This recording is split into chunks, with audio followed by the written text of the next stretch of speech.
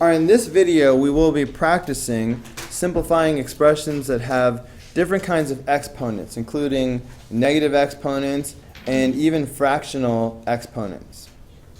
In problem number 1, when you multiply these variables together, we're just going to add the exponents. So this is going to give us x to the 13th power and then y to the 5th power. So that's really all there is to problem number 1. On problem number 2, if you have a power raised to a power, you multiply. So that's why this is going to give us x to the negative 15th power. Now, what does it do when we have a negative exponent, you guys? What does it do? It means it's going to go to the bottom, remember? So if you have that negative power, that's going to wind up being 1 over x to the 15th power. Notice that negative exponents do not make anything negative. It just drops you to the bottom. All right, for problem number 3, you have to be very, very careful. If I were you, I would go ahead and do the inside part first. Focus on this. Negative 3 squared. Is this going to be a positive 9 or a negative 9? I'll give you a hint. It would be different if the negative were in parentheses. Okay? So what would it be if the negative had been in parentheses? Would it be positive 9 or a negative 9? This would be a positive 9. With the negative in parentheses, it means negative 3 times negative 3. See how it's in parentheses? So the negative gets done twice. That negative times negative is a positive. So this would be positive 9, but that's not what it was. Without parentheses, it means negative 3 times 3. All right? With the negative not in parentheses, the negative doesn't get repeated. So it's just negative 9. All right? And the calculator knows this, remember? So if you forget, just remember to, you can do it on your calculator. Hold on.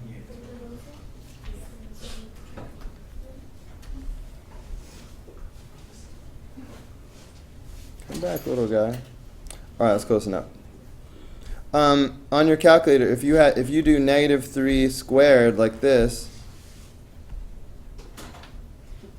it's going to give you negative 9, all right? As opposed to if you did negative 3 in parentheses squared,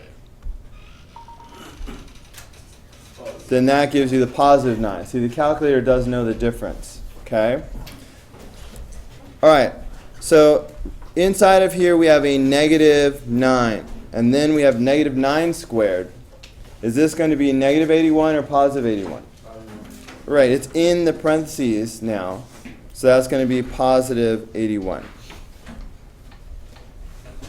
Okay? All right, looking at number 4. I see a 0 power. What do you know about a 0 power, you guys? Anything to the 0 power has a value of 1. So this entire little portion right here has a value of 1. So it's basically gone, all right? Because multiplying by 1 isn't going to change anything. So that means that brings me down to this. I still have the z to the 5th power squared, but that's all I really have. Power to power, as we discussed, you multiply. So that'll just be z to the 10th power. Okay, so that's it for number 4. Okay, definitely be prepared to do these problems without a calculator. Okay, number 5. The 3 squared, you understand the 3 squared is 3 times 3, right?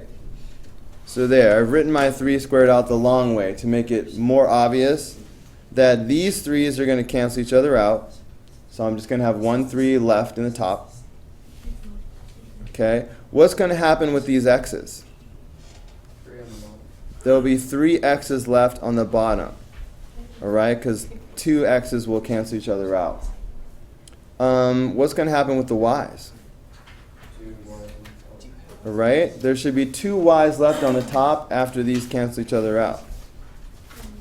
And that's it. So that would be your answer to number 5. So the largest number determines where the variable is? Exactly. Okay. And remember, in my mind, like look at the x's, for example. When I see x squared over x to the fifth power, this is what I'm picturing in my brain. X squared, I'm picturing xx.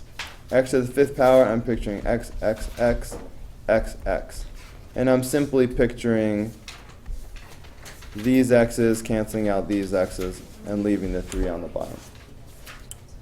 Okay? Now, number 6.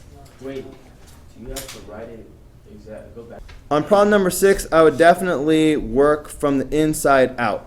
So for a moment, if I were you, I would ignore the negative 2 and worry about that later. All right? So, again, 4 squared, do you understand that 4 squared is 4 times 4? So the 4 in the top is going to cancel out one of the 4's in the bottom. So far I have a 4 left in the bottom. What's going to happen with these x's? X3, Top or bottom? bottom. So I'm going to have x to the third power in the bottom. Now on our last quiz, this is something that you guys mess up a lot. Like half of you miss this. It's sort of obvious because I've already started off the fraction. When everything in the numerator cancels out, do I just ignore it and use this?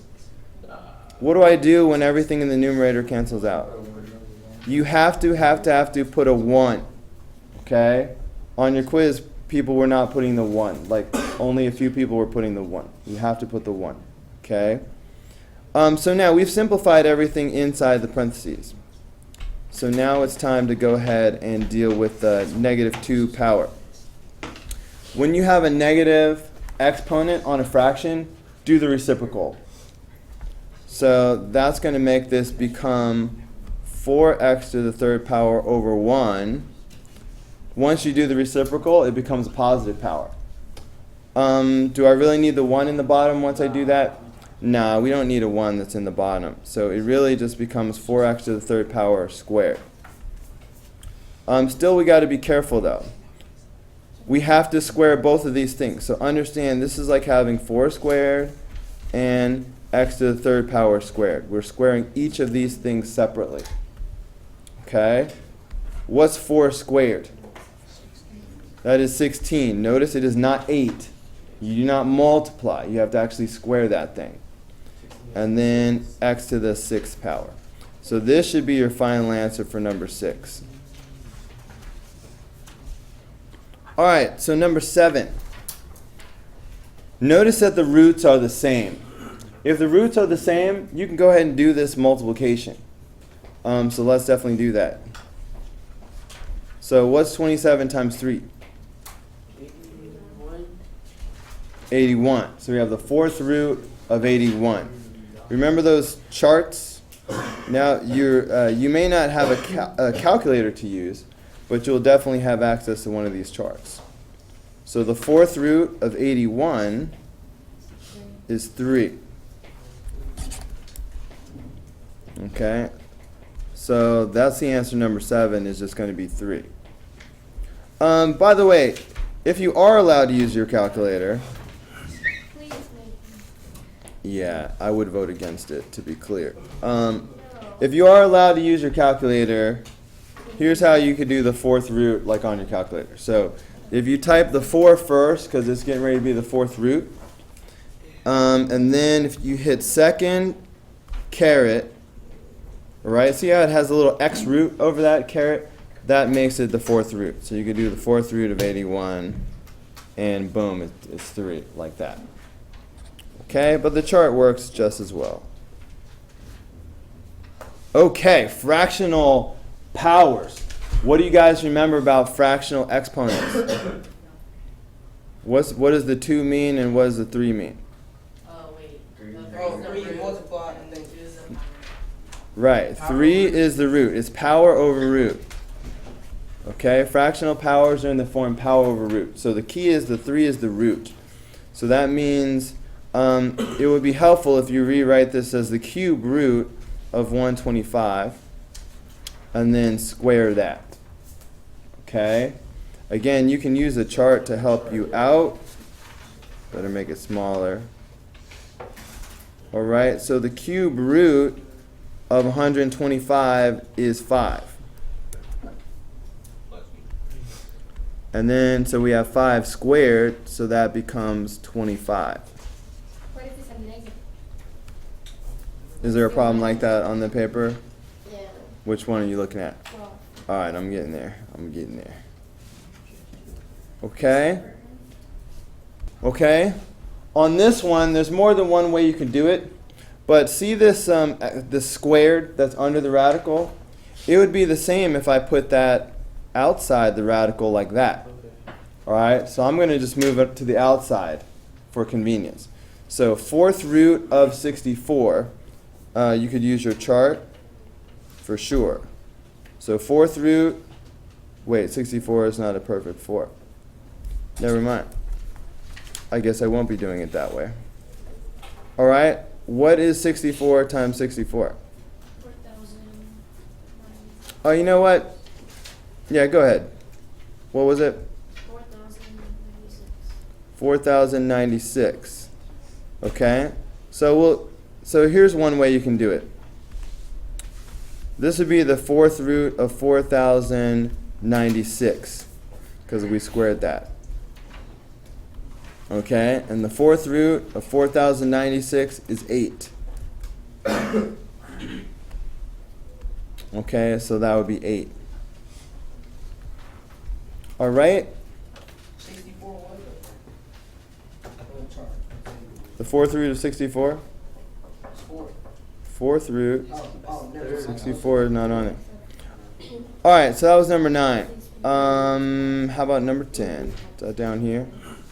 Okay. Remember, negative powers do not give you negative numbers. They just drop you down to the denominator. That's all.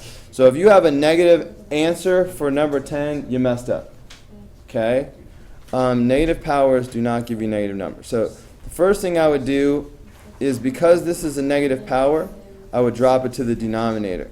So this makes 7,776 to the 1/5 power. Now, do you understand that the 1/5 power is the same as the 1/5 root, the 5th root? So this means the same thing as 1 over the 5th root of 7,776. Okay, so it's going to be 1 over something. So 5th root of 7,776 is 6. So that makes this 1 over 6. And that should be your final answer. Notice there's no negative in the answer any place. It's just 1/6. Okay. Number 11.